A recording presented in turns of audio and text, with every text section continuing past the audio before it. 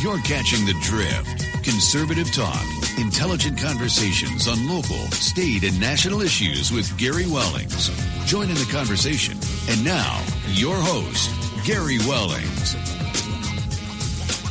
Hey, and welcome to another edition of The Drift. Good to have you along for another show here, and it's been 2-3 weeks now. I'm a little slow getting these out, aren't I? My apologies to those that are kind of looking forward to it, but I just can't seem to get to where I want to do one every week at this point. But I'm going to try. I'm going to try and get in there. So here in Michigan, Governor Whitmer just tried to keep our... Well, she didn't try. She went ahead and extended our stay-at-home orders for another couple of weeks.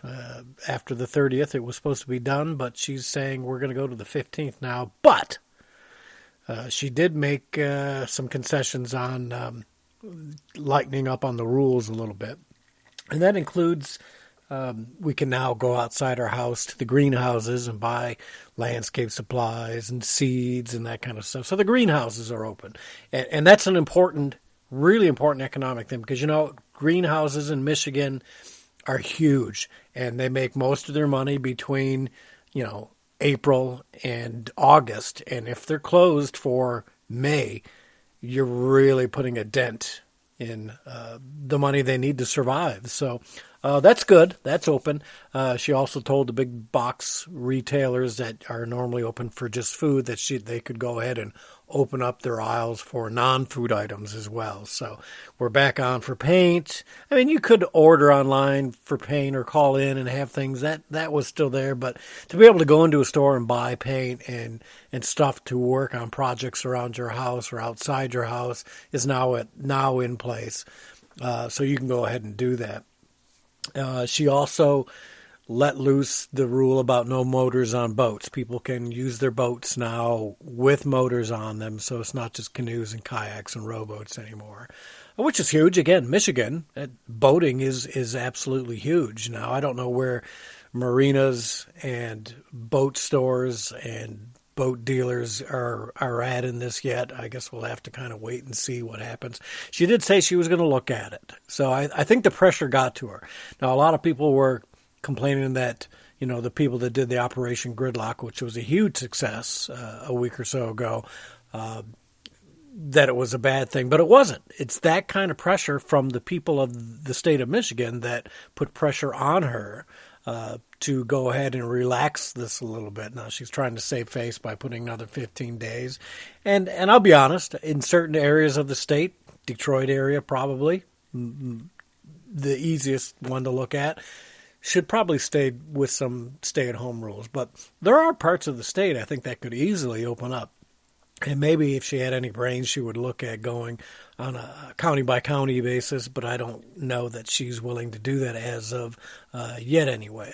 But we'll see what Madam Whitmer will do. I almost called her Witchmer, but no, we'll see. So welcome to The Drift, and what we do on The Drift podcast is go over the news that we put on thedailydrift.com. You can go there, www.thedailydrift.com. It's the news you need to know. And I pull up stories from around the world and across the nation and put them up there. It's the stuff you don't see on the mainstream media. So I'm hoping you're going there. And I've been doing it for quite some time now. And there are days when I think, I can't do it. But it wouldn't be the Daily Drift if I took a day off now, would it? Mm-hmm. So things are looking up. Things are getting better.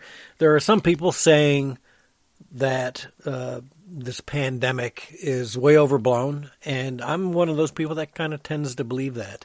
As we and I've said it because I've had friends who are I'm in the auto industry. I've had friends in the auto industry and other industries that have gone to China way back in November, December, came back. Some of them had the flu. What they thought was the flu, more than likely it was pandemic, COVID-19, that we just didn't know, right? In California, Governor Gavin Newsom has said do some autopsies on people that died earlier than February to see if they actually died of complications of COVID-19. They've been doing now the antibody tests across the nation. California, Stanford, which is not a conservative school by any means, did a test, and they're saying that 55 to 85 times more people have had this based on antibodies in their blood, antigens in their blood, than what we think is going on. And studies out of New York, France, Sweden are all saying the same thing. More people have had this. So this thing may have been going around a lot sooner than we think. And some of I remember having an odd few warm nights, headachy, back in early February. Maybe I had it, maybe I didn't. I'd love to take the antigen test just to see myself. But when you look at it, if you add all those numbers, that's going to drop the mortality rate on this thing down to less than 1%, which will be even less than the flu. And really, did we go at this the wrong way?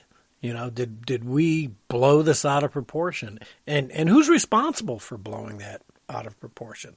Is it the media? Is it the Democrats? Is it the Chinese themselves? You know, I've been following one of my favorite hashtags on Twitter, and if you're not on Twitter, you should be. You can look me up at Gary Daily Drift and follow me, and I'll follow you back.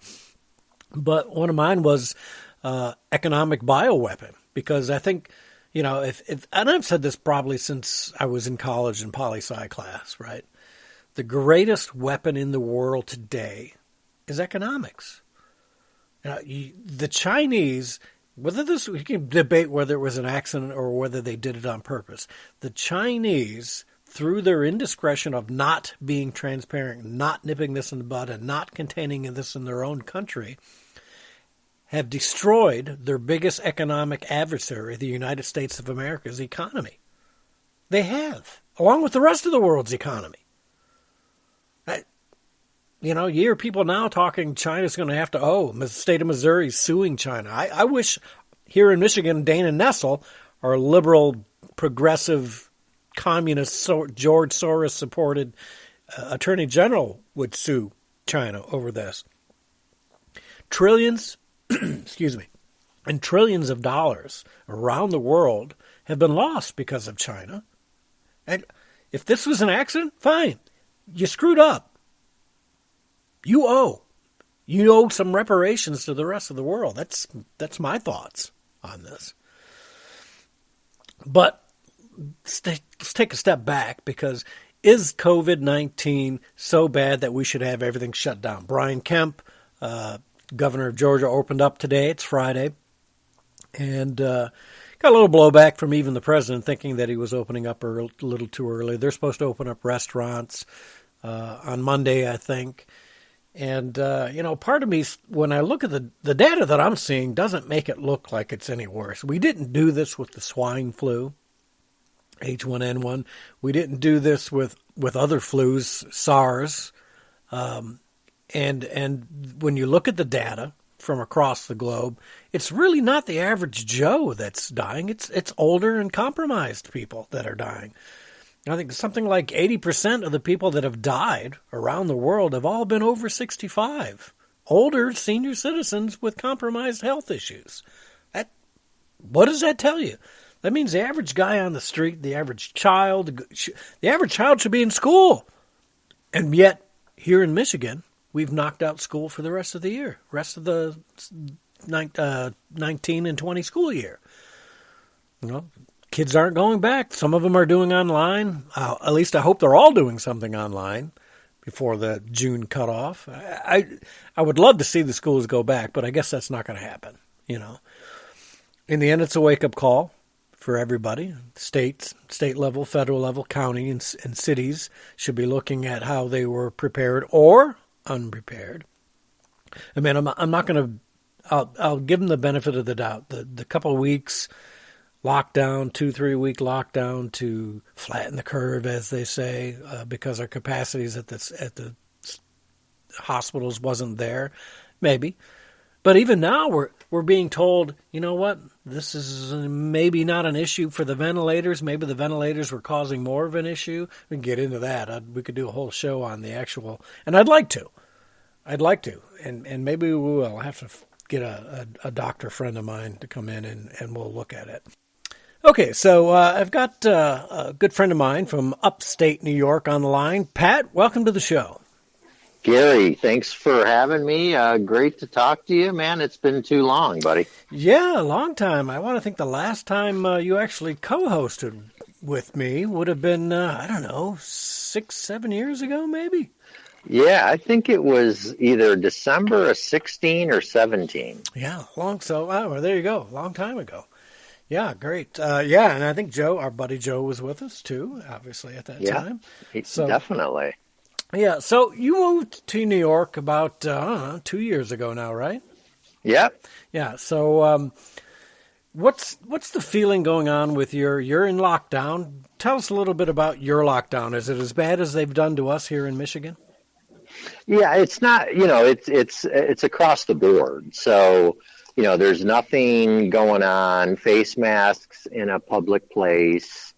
You see people hunkered down here in the neighborhood. People are walking around doing their activity, but, very, very limited, interaction, if you will. Teresa and I went to around the Erie Canal today and walked. There's a trail that goes about 36 miles around the Erie Canal that we can go to.